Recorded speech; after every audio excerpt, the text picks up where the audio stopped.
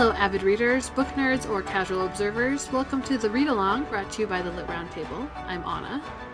And I'm Joseph, and this is our read along of The Poppy War by R.F. Kuang. All right, welcome to week 3 of Poppy War. Woohoo! We're talking about chapters 6 and 7 today. Juicy chapters. For sure.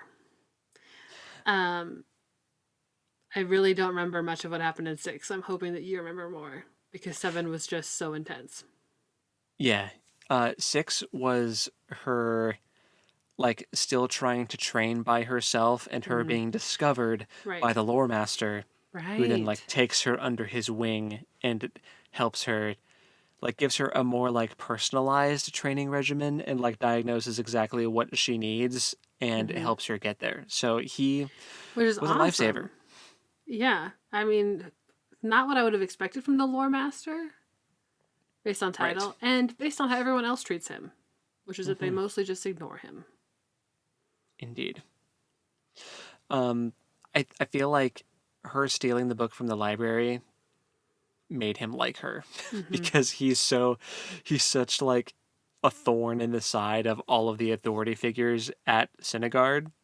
Oh, he's very anti-establishment. Yes. So he's like, you stole a book from the library? Oh, yeah. Here, let me... Oh, and June expelled you from his class? All right, I'm going to teach you how to beat up all of his students. Yeah. Is kind of what happened. And it was great. I loved it. And there was also that interaction they had with I can't remember who it was, but the shopkeeper. And she was like, he buys drugs from me. And he was like, I don't know what she's talking about. I buy tea. Yeah. Right. I was just imagining Rin being like, I've seen this before. I know exactly what's happening here. Yeah. She's just cursed to forever have authority figures in her life and mentor figures that are also drug addicts. That's just... Yeah. Seems to be the case. The life that she's living. But yeah. I do enjoy the lore master. He is fun. She has to carry a pig up a mountain every morning. Right. And the pig just keeps getting bigger and bigger. Of course, as pigs do. But hey, she got a lot more endurance and a lot more strength, and killer stamina. Oh, we also found out that the picture book she was using to try to learn how to fight was definitely not going to work. Yeah. Which I, figured.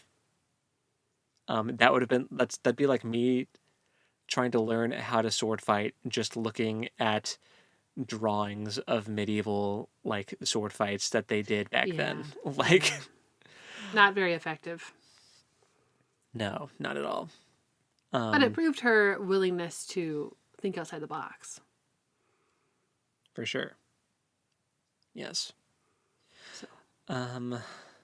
We also learned a little bit more about Alton. Is that his name? Right? And how he apparently, this was the rumor. The student, yes. According to another student, he had originally pledged for lore, to be an apprentice under the lore master, because I feel like they had a similar thing going that Rin and the lore master have. But then allegedly, the lore master pulled his offer at the last minute, so he couldn't. Right. Which we then found out later from the lore master wasn't true, and that he had begged to have Alton as his pupil and as his apprentice. But down. Alton got. I feel like he got kind of forced to choose because the Empress wanted him as a fighting machine for their military. Right. So he's definitely being used and abused. Yeah, there was an interaction between Rin and Alton where she notices that his eyes aren't red. They're brown. Or at least when they're talking, they're not red. So the red eye thing is something that apparently happens. It's not a permanent state of being. Yeah.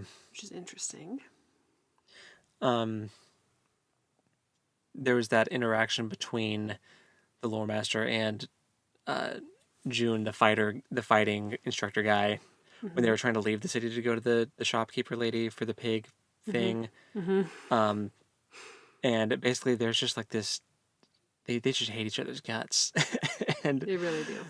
like June keeps trying to get him fired and like doesn't work. And so I kept thinking like, why isn't this guy getting fired? Like he doesn't do anything. And these are the thoughts that Rin's having. Like, how is this guy still employed at this school? Right. He doesn't show up to any of the classes that he's scheduled to have.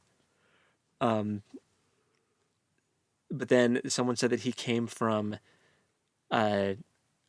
Night something. I don't know if you remember. Night Peak or I don't know, some kind of other castle place, basically where all of the assassins are from. Yeah. Like, so this guy's yes. basically like an assassin. And there was this casual drop later where when she asks him why June hates him so much, and he's like, "Oh, apparently I killed like half of his men in the last Poppy War." and she's like, "Did you?" And he's like, "I don't know." Oh my gosh. I'm like, okay. So he's written in a way that is so cartoonish. He reminds me a lot of Boomy from Avatar: The Last Airbender. Yeah. Old man Boomy. But he's not old, apparently. He's like younger than the rest of the teachers. But that's who I'm envisioning. Yeah, that's the aura. He's got Boomy aura. For 100%, for sure. Because he like blows raspberries in his elbow. Yeah. To like make fun of the other teachers, and yeah, he's very goofy. You don't play by their rules. No. Very interesting character. Yeah. And he's got this garden. So okay, I think he's it's like a poison garden. Like this guy's an assassin. He's growing like poisons and drugs and like all this stuff that assassins would use. But also there was this moment when they were training, so like he's teaching her how to fight better and they're sparring and everything. There was this crazy moment where like it was at the end when she can't carry the pig anymore. The pig's going to the butcher, which was sad. But he's like, "I'm going to punch you now." And then he does. And when she takes the punch, like the ground beneath her, like cracks open, like she displaces it. Yeah. The energy and like cracks the ground beneath her feet. And I'm like, that's not normal. I don't care. Like, that's not a normal human thing. Like, I don't care how much anime logic you use. This is not something that happens to normal people. There's something weird about Rin. Well, yes, there is. There's something there. This is, in fact, a fantasy novel. Yes. Yeah, and we get more of a taste for that in chapter 7. Really quick, I just wanted to talk about how excited he was when she cracked the ground underneath her, and he was giddy, and like she like hugged him, and he picked her up and spun her around, and he was like ecstatic. Yeah. And he was like, "You have to pledge for lore. You have to be my apprentice." Yeah. And then when she was like, "Actually, I was thinking about doing strategy," he was very sad, very annoyed. Yeah. And kind of just ignored her after that until the trials. Anyway, yeah, I just wanted to mention that briefly because I feel like him being that excited and being like, "You have to pledge for lore," is it's a remarkable moment. Yes. A moment that should be remarked on. Anyway. Agreed. So then chapter 7 is basically the trials. So they've got their tests again, which is very similar to the entrance exam. They get interviewed. She gets asked a weird question. Was that by the strategist or by the lorist? I can't remember. No, she aced the strategy guy. Yeah. Answered all 7 questions, which is apparently the best you can do. Then the history person asks her a question. How did they win the Third Poppy War? And that tripped her up. Right. But then But then Mr. Lore Master asks her, who is imprisoned in blah, blah, blah. And she's like, huh? Yeah, she was like, I feel like this is a trick question. Right. So she answered that in a way that he was like, okay. And then didn't have any follow-up questions. Which is kind of funny. And then they go on to duels. And everyone thinks she's going to suck because she hasn't been training with them. But she cleans up. Yeah. Indeed. I feel like being able to get like personalized training and instruction from a teacher who could like diagnose and analyze exactly like what she needs and what she was doing wrong. Because everybody else, well, I mean, Neja was kind of getting that from June. You know, because June Neja is like teacher's pet. Like, yeah. Oh, I'm the son of the dragon warlord. Blah blah blah. Look at me. He's giving Zuko. He is. He for sure is. I hope that we get a Zuko redemption arc. That would be cool. It could happen. But wow, do they hate each other's guts, and you see it in their fight. Well, and even like, so she's nervous. She has all these other duels. She wins. Really no contest. Like, yeah. Much to everyone's surprise. And then she's getting ready for the duel with him, and she is freaking out. And someone, I can't remember who it was now, comes to her and is like, hey, you need to be careful. He broke someone's knee in his last round. And he is crazy. Yeah. And that kid might not ever walk again. Like, you need to surrender. Yeah.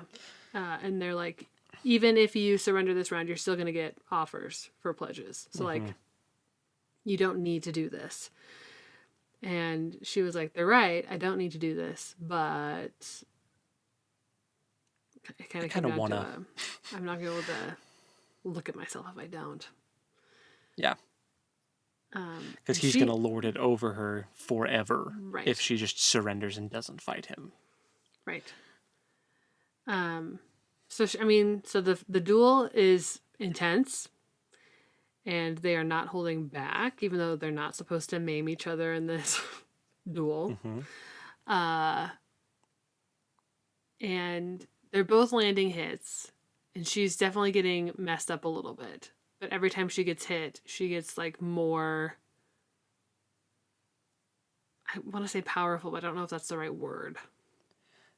I mean, something's happening. Something is happening. What? She's absorbing that energy somehow. And then they get separated. They call the match. And she has a comment about how she feels like she has all this energy and it's going to destroy her if she doesn't like unleash it on everybody around her. She talked about wanting to disintegrate the instructors. Like, I feel like I could disintegrate someone right now. And before, when the lore master was talking about how we have all of this elemental power inside us, like the fire, the water, the earth, and everything, I was like, oh, she's running hot.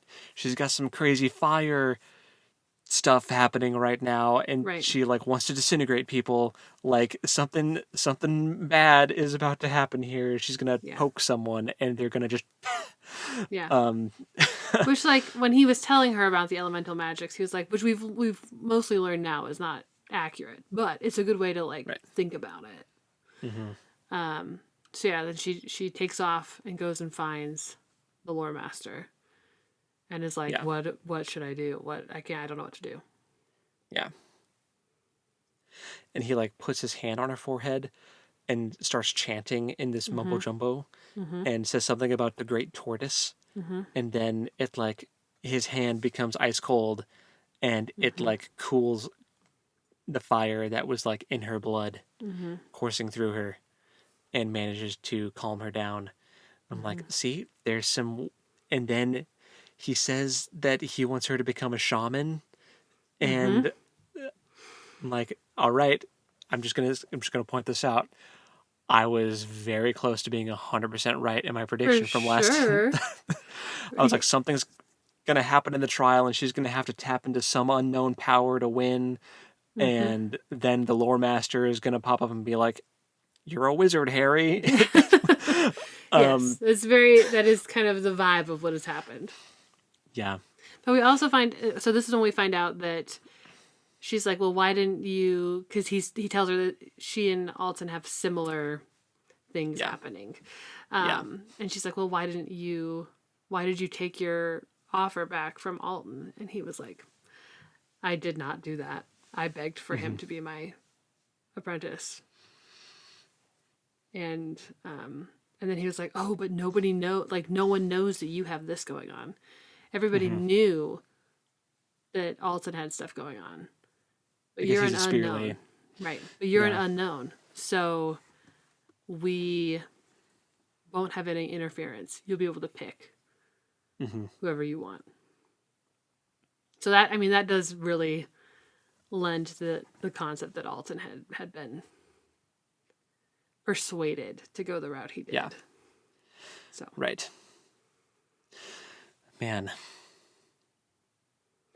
And the plot thickens. And then the very end of the chapter is that she reveals she's pledged to lore. So. Yeah. It's very good. Another highlight was during the tournament part when she fought Venka. I just thought that was kind of satisfying because it was this moment where, when she was talking to Takai about how to win against her, Takai was like, she's never been hit before. Yeah. Like, hit her once and she's done. Like, she doesn't know how to deal with it because everyone that she's ever trained with has pulled their punches at the risk of getting fired if they actually hit her. Yeah. And then she broke her nose and totally demolished her after her nose is broke. Yeah. Takai also had the moment where he's like, yeah, I just forfeited my match right away, and I thought they're going to think less of me, but then the strategist was like, actually, that was really smart, because there was no way you were going to win that. Yeah. And he was like, so I got props for that anyway, which is pretty sweet. So he's pledged a strategy.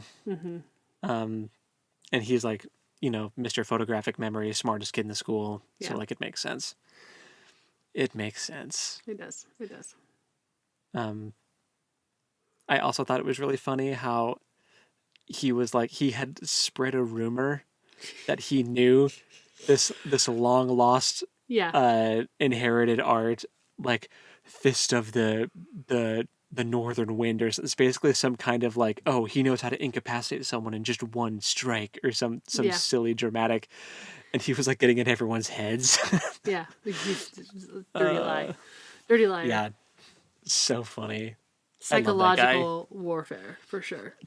Takai has become, I think, my favorite character so far. Yeah, Takai and Rin, and the lore master, whose name I can't remember, but because I think it's similar to June. I think it's Juan. Yeah. Does it end with a G? Zhong. But yeah.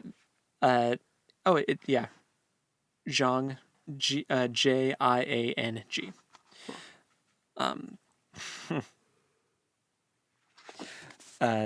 Yeah. I really like the instructor guy. I like the lore master guy, and I really like Takai because I'm just a sucker for the nerdy best friend trope. Yeah. Yeah. To make this a true angsty teen book, Takai would announce that he has feelings for Rin that are unrequited. And then they're going to have to deal with that at some point. Yeah, I suppose. But Rin had this moment. I just think that's so far off her radar. Well, unless it's Alton, because she spoke to Alton. That's true. Like, she walked into the garden while he was in there training, and your girl was swooning like That's crazy. True. That's true. That's true. She was like, he's attractive at a distance, but this close, he's mesmerizing.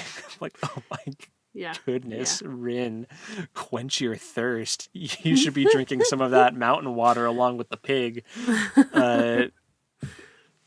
girly. But yeah, I'm really excited about the next chapter. Whenever I get to the end of what we're reading, I'm like, I want to read more. Yeah. Sorry. Yeah. So, what do we have to read next time? Great question. For next time, we're going to read chapters 8 and 9. Does that finish out this part? Is that like part 2 at that point? I feel like it. Maybe? I feel like it must be.